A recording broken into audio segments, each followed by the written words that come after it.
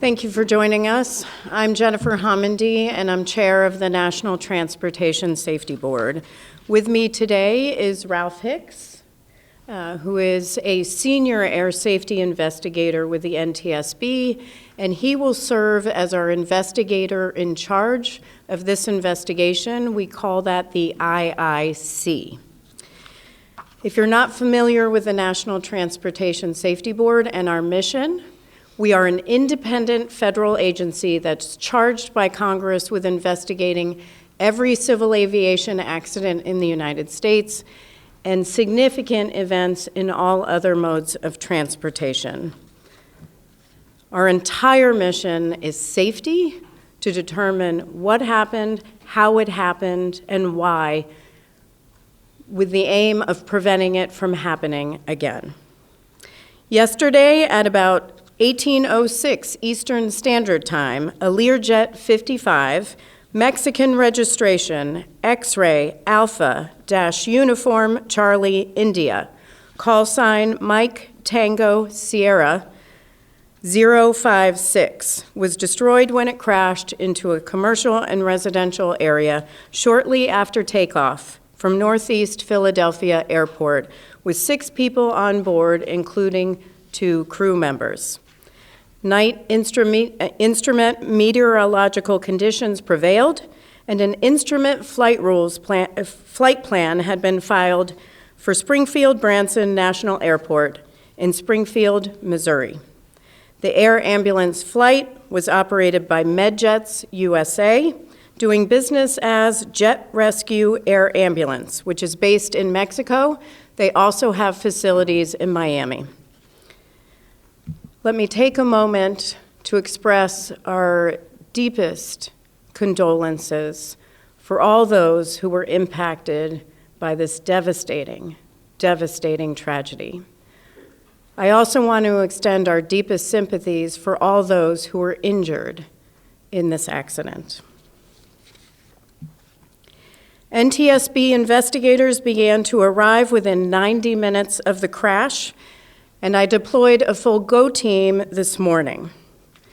On scene is a total of 17 people with specific expertise in areas of aviation safety, and of course, me as well.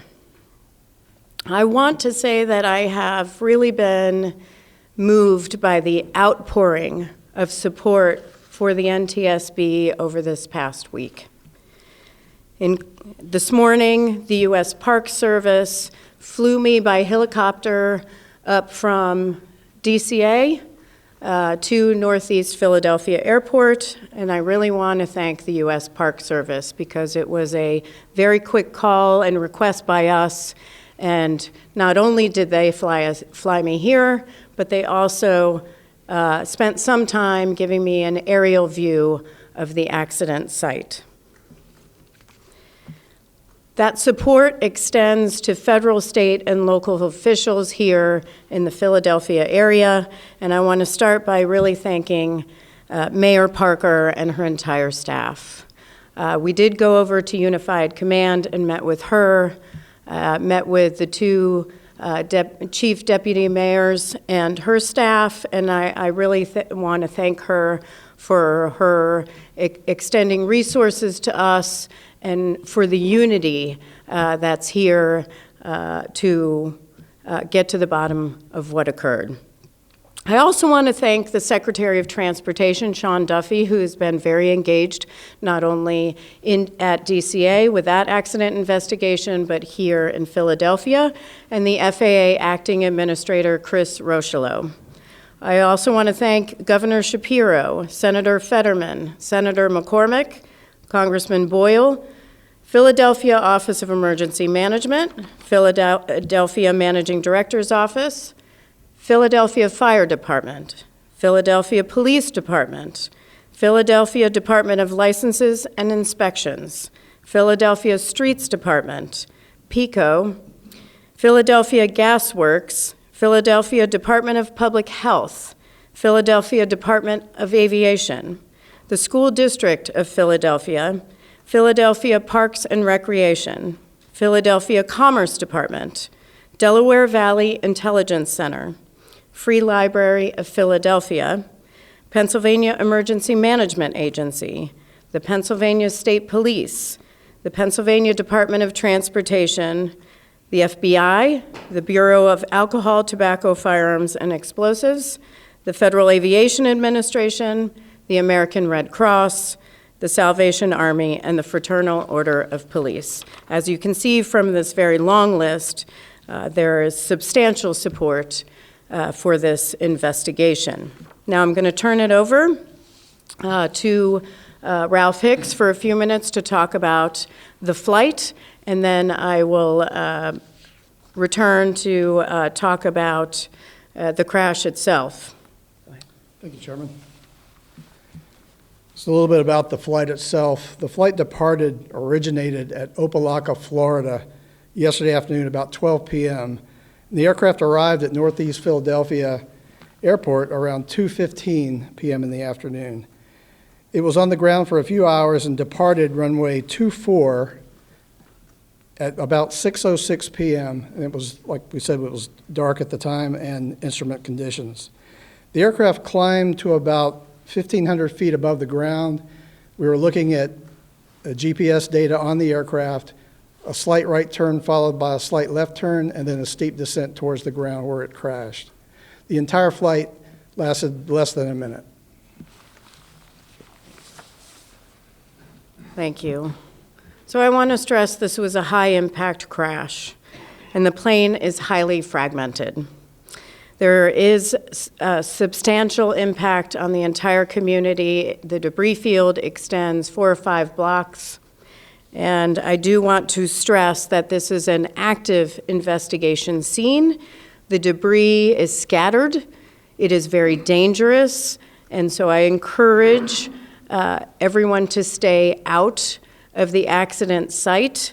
It's very dangerous. You'll see over the next several days, possibly extending into weeks, where we will be collecting that debris, loading it onto a truck, and moving it to a secure location so that we can begin to do our evaluation of that debris. Now, I do want to mention we are still looking for the cockpit voice recorder. We have located the 2 engines, but for the cockpit voice recorder, we are still looking for it. It could be intact, but likely it is damaged. It may be fragmented. So if there are citizens or business owners or others who find debris, please email the NTSB at witness@ntsb.gov. That's witness@ntsb.gov. Now, I'm sure I will get questions about having 2 major accident investigations at one time. We are a highly skilled agency. It is not unusual for the NTSB to be investigating 2 major accidents. We have tremendous resources at both, and we will get to our findings, our probable cause, and our recommendations, and to a final investigative report. With that, I'm going to take questions. I will ask that you raise your hand, that you give me your name and your affiliation. Sir. Brian Sheehan, NBC 10 here in Philadelphia. Are you classifying this as an accident at this point? The question is, are we classifying this as an accident? Yes, we are. Ray Strickland, CBS News Philadelphia. The IIC referenced the slight turn left and right before it crashed and then after taking off. Does that suggest anything to you guys early on? The question is the path, the track of the plane, that it moved a little to the right, moved a little to the left.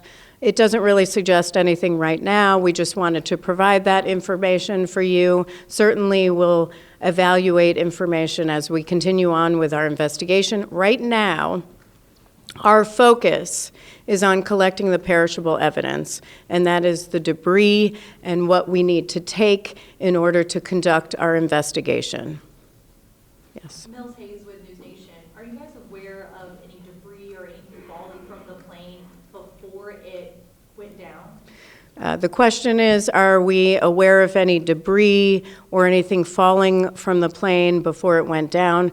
We are not aware of that. However, certainly videos are always welcome by others who have taken them. We've seen a number of them online, but please, if you'd like to send those also to witness@ntsb.gov. Here and then here. Ellen Guojo, Fox 29 Local, Philadelphia. How helpful have neighbors or business owners been in this investigation? Have you talked to a lot of them? The question is, how helpful have neighbors and business owners been so far in this investigation? So today is our first full day for us as part of this investigation. Certainly our other partners here have been speaking with businesses and residents, but not at this time. We may eventually. Yeah. Here and then here. Brianna Smith at 6 ABC. Earlier today, city leaders mentioned that there was a remote area with debris where something happened with the aircraft. So can you elaborate on that? The question is on a comment that was made earlier about a remote area and something happening with the aircraft. I haven't seen that comment, so at this time I can't comment on it, but at our next press briefing we'll evaluate it. Yes. Jennifer Homendy, Jonathan Kersley from Channel 9 Australia. You touched on it briefly before. You're dealing with two major accidents now, two major collisions in the space of a couple of days. How do you deal with that? The question is, how do we deal with two major collisions in a span of days? We are a very small federal agency. Most people aren't aware that we only have 436 employees at the NTSB, and that spans all modes of transportation. For aviation safety, we have a number of investigators because our mandate is to do quite more than the other modes of transportation, where we're doing every civil aviation accident in the United States. We also do serve as accredited representative for foreign investigations as well. So in this case, we had to have a highly skilled team focused on certain areas that are at DCA for that plane crash, and then we have a number of other investigators that are not on call for that crash that we can deploy here. Just as a follow-up to that, Chair, are you adequately resourced as an organisation? Do you need more resources to deal with incidents like we've seen here in the United States in the last few days? The question is, are we adequately resourced as an organization? I will say that over the last few years, Congress has given us more funding in order for us to conduct our mission. That has increased pretty significantly over the past couple of years. However, we do need further increases because our greatest resource or greatest asset for the NTSB is our workforce. And so, yes, we always need more resources. Have you asked the President, or would you ask the President for more resources? The question is, have we asked the President? I mean, certainly, our budget for more resources. I will say President Trump has been very, very supportive of the National Transportation Safety Board. I did brief the President this week, and he has indicated his strong support for the NTSB, which we appreciate, and we appreciate the resources we've been given. And certainly in our budget request, we will always hope for more. We'll see what comes. Yes. I know you said that you're still looking for the cockpit voice recorder. Can you just talk about how crucial that is in the investigation, and then on top of it, the condition that it's in? Yeah, so the question is on the cockpit voice recorder. The question is how crucial it is, what condition it's in. the condition could be fragmented, could be damaged. I will say we have an incredible team at our headquarters, our Office of Research and Engineering, who have significant expertise on repairing damaged cockpit voice recorders and flight data recorders. In fact, we're known throughout the world. Other countries send their black boxes to us to fix. And so hopefully, once we can find it, that's the biggest question right now, we can take that back to our lab and evaluate it. How critical is it? Certainly it's critical so we can hear what's happening in the cockpit. However, it doesn't mean that we can't continue our investigation and complete it. We can. It's just a piece of our investigation that gives us more information. Yes. Are there any issues or any signs of issues communicated to the control tower before this happened? The question is, was there any sign of an issue, or was anything communicated from the flight deck to ATC, the air traffic control tower? No. Nothing was communicated. In fact, in the recording that we have, there is an attempt by air traffic controllers to get a response from the flight crew that they didn't receive. Okay. And it's just a black box. You want people to literally, just to lay people, it's just a black box. No, so the question is on the black box. It's actually orange. So it's an orange box, but it could be damaged and might not be orange. And it could be in pieces.